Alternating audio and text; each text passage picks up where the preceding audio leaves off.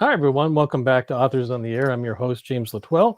And with us today, we've got John McMahon. And John's new book is Head Cases, and we'll talk to John about that. But for those who don't know John, he's one of the authors that I think we met, maybe 10 years ago, John, at a thriller fest. It was like, I think Good Detective was just coming out. Yeah. But John's one of the authors that every book just keeps getting better and better and better. And this new series, Head Cases, it just it blew me away, John. You did an amazing job with it. Thanks. It was a lot of fun to write, and as you know, the other series were, we had 3 books. I was 3 books into the other one, trying to just mix things up like you want to do, and just do something fresh and different. Yeah. Yeah, and it is different. Why don't we just kind of start right there? I love The Good Detective. You went out of the barn hot with that. I think it was an Edgar nominee. It was a thriller nominee, and it was a strong series. What made you want to make a shift to something as different as what we find in Head Cases? Yeah, so I kind of, you want to challenge yourself with different books and different things. So part of it was I've been looking to write an ensemble for a while.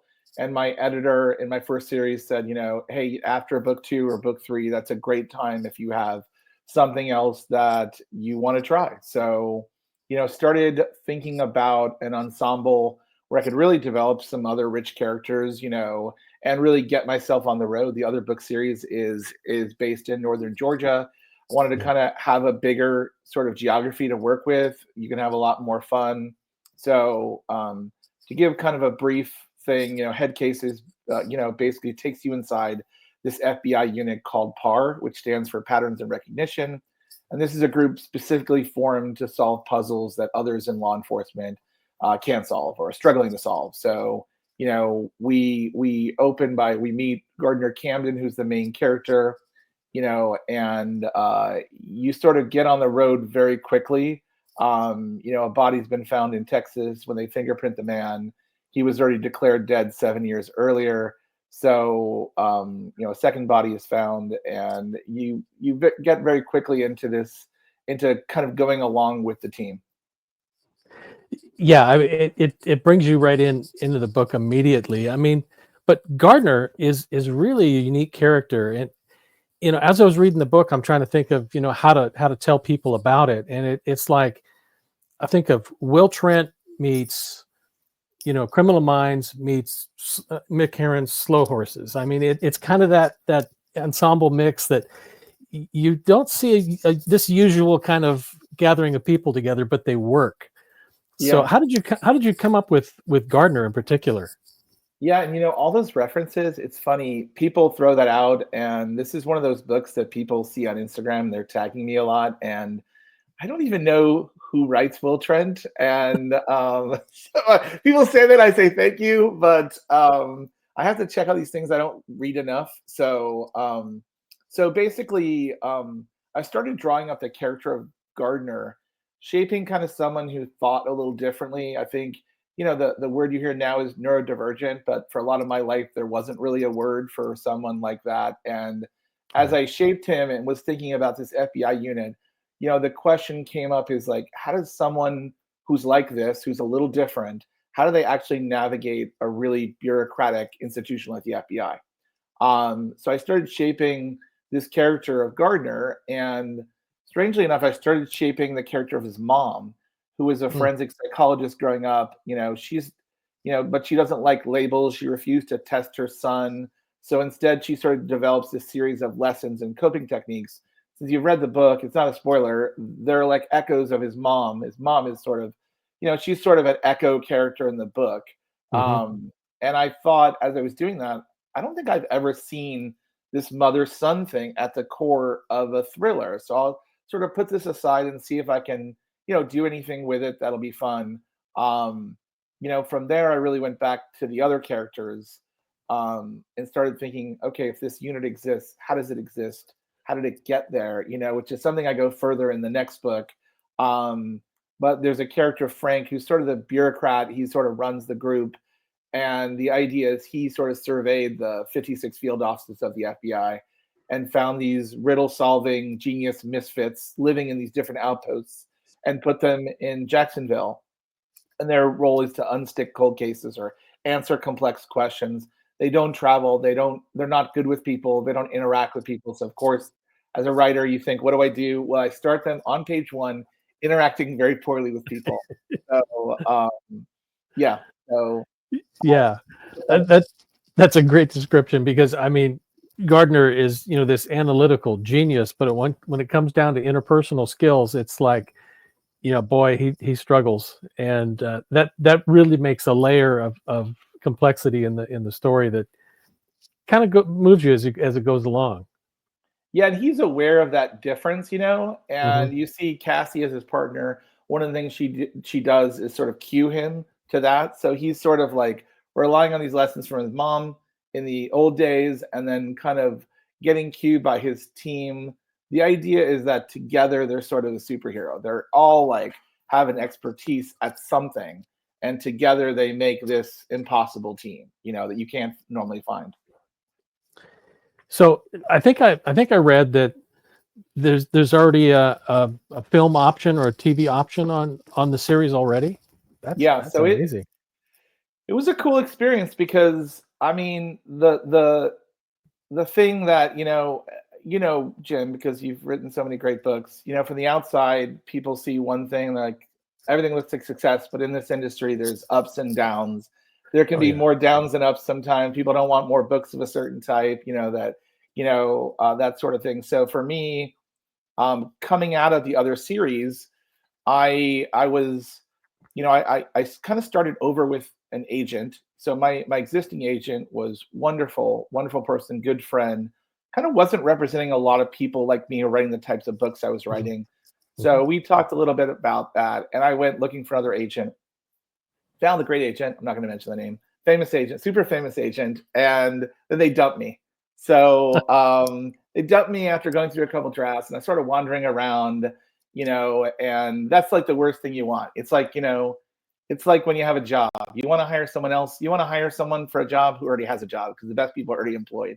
So you have this mark on you whether you earned it or not. So I um, I ended up finding a great agency, but just going through that process and like thinking, am I out of it for a little while? What's the story?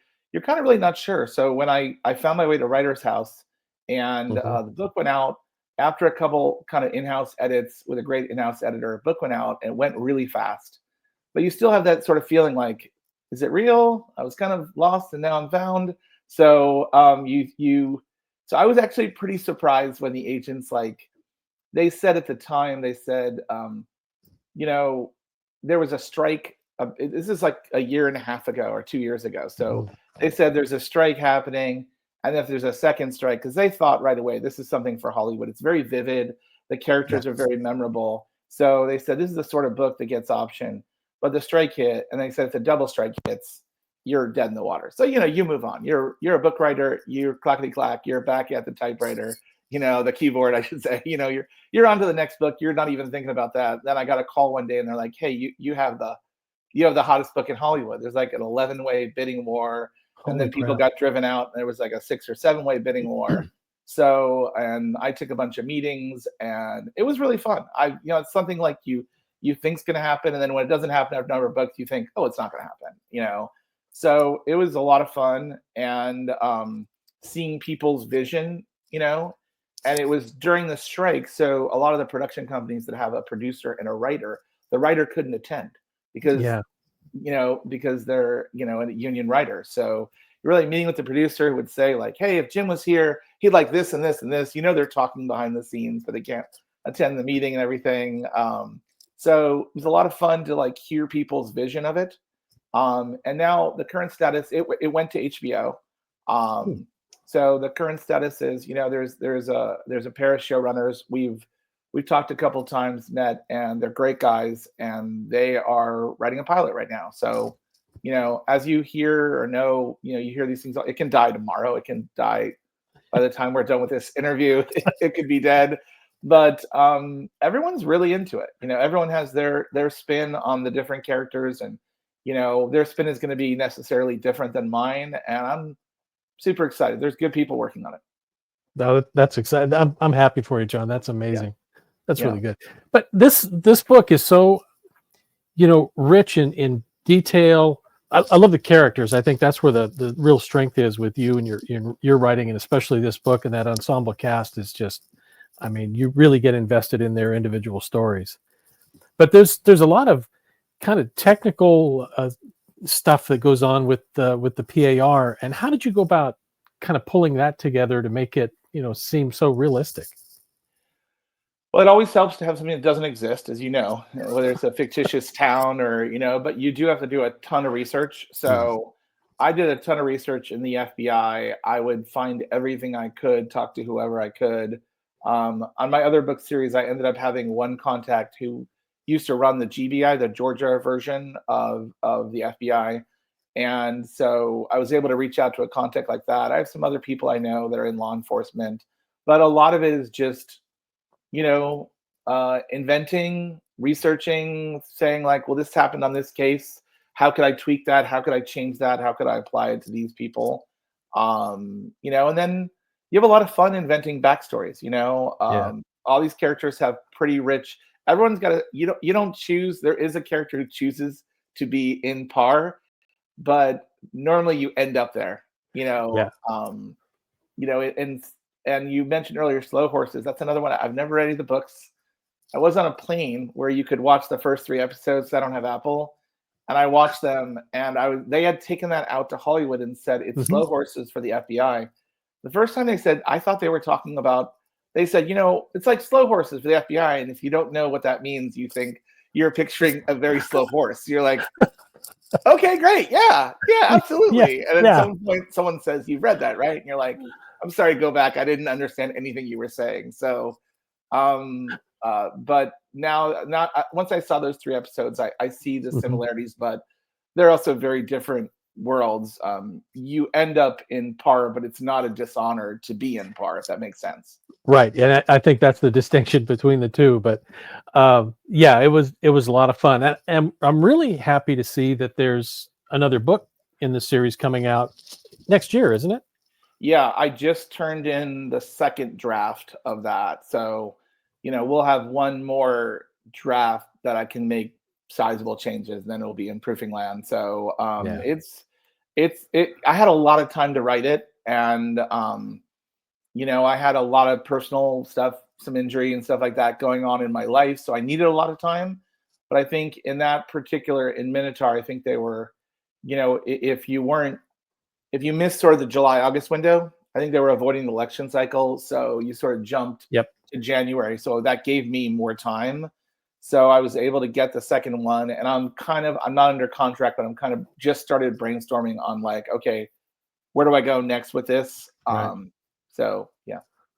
It sounds like you're in a really good place with the second book coming out early 26, and HBO. Hopefully, we're going to see that on the small screen. So, I think you're in a good position to see Gardner continue for a while. I'd like to see it. I know that. Yeah, he's you want to kind of know how long the arc is, you know what I mean? For all these Yeah. things. It's Yeah. something in my other series I kind of knew from the beginning there was a 3-book arc on certain plots and a 2-book arc on other plots. And I had a 2-book arrangement with Putnam at the time, but I wrote the 3rd book and they were happy, like, oh, this completes this sort of thing. With this one, I wasn't really thinking about that. Honestly, it was a hard book. It was really hard to manage all these characters and all their Mhm. stories and have different voices and personalities. That when I was in it, I wasn't thinking that it could even be a series. When you get done and you start reading through, you think, "Oh, okay, yeah, Yeah. this is totally a series." But when you're in it, you don't. In fact, I was doing rounds internally at my agency, and at some point when the deal was sold, my agent said, "Well, I hear you've been working with the editor," and she said she just read 150 pages, and I said, "Oh, that's a different book." I was like, "That's a totally different book." And he was like, "Why are you writing another book?" It's like, well, you don't want to be presumptuous that this will sell. Even if you feel like you have something, you never know if you have something. So at least for Right. me, I don't know. So I always think it's good to like get back in front of the keyboard, start writing something different. And so it was fun to sort of like, okay, put that on pause and get back after it and Yeah. develop this team, because you purposely leave things unknown. I learned that from my first editor on The Good Detective. There were certain things he said, maybe we just don't say this. And you might have a different idea that's different or better in book 2. And it was a real learning lesson.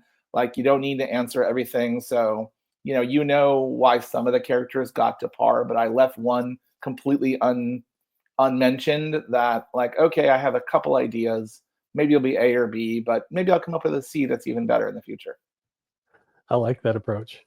Yeah. John, we're gonna finish with something we call 3 quick hits, and I want to put you in Gardner's headspace. Okay. And just how would he respond to these three questions? All right. I hope I can be Gardner Oh, on the spot. What's Gardner's favorite music? What does he listen to? Wow. Probably it would be something instrumental. I think it would be like a Bach, maybe. I think it'd be something like that. I think he sees the world in a way through movements, and more than he sees it chronologically. And movements can go in all directions, and movements can repeat. So I think something like that. No, that makes perfect sense for his character. Absolutely. How about what does he like to drink? What is his favorite drink?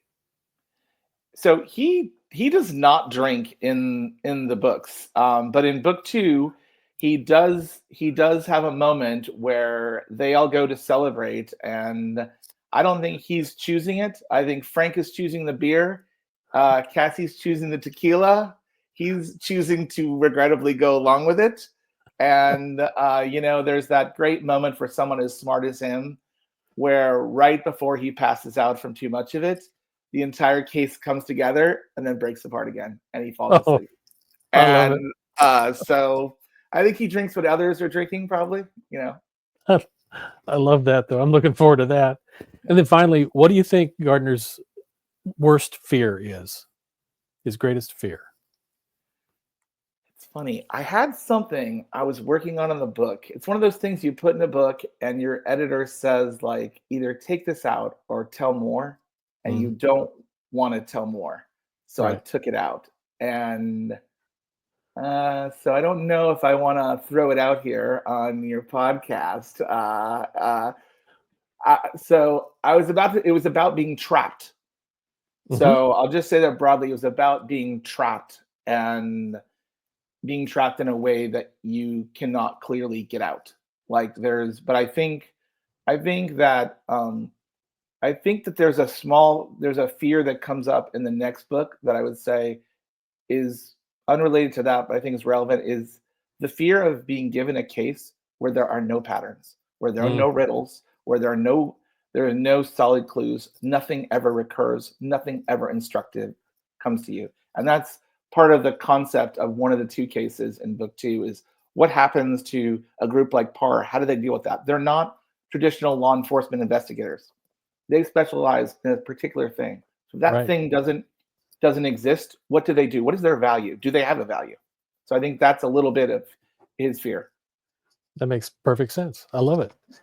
Folks, have been talking with John McMahon, the author of Head Cases. It's just come out. I love this. It's a lot of fun. I think people are going to really enjoy this one. So go out and get this book, because you're going to want to be all ready for the next book that's coming out in early 26. And don't forget that HBO special that we're going to see here real soon. So, great. John, it's been a blast to talk to you again. Thanks, Jim. It's been great, and it's been great knowing you since we first met. You're one of the friendly faces I look for whenever I go to these book things. Well, you too, John.